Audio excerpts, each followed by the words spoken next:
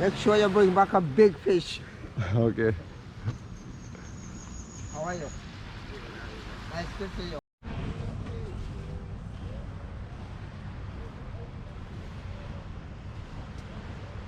Okay, so this is the ripened ackee fruit, and when it's open, naturally open, then it's good to be eaten.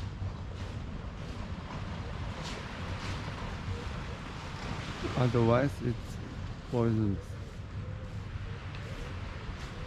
And you can see the ackee is this yellowish part above the seed. And that's how an ackee tree looks like.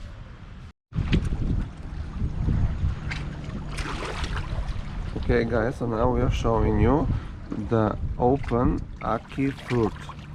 So you can see the seed is right here, and that's actually the eatable part that you probably recognize.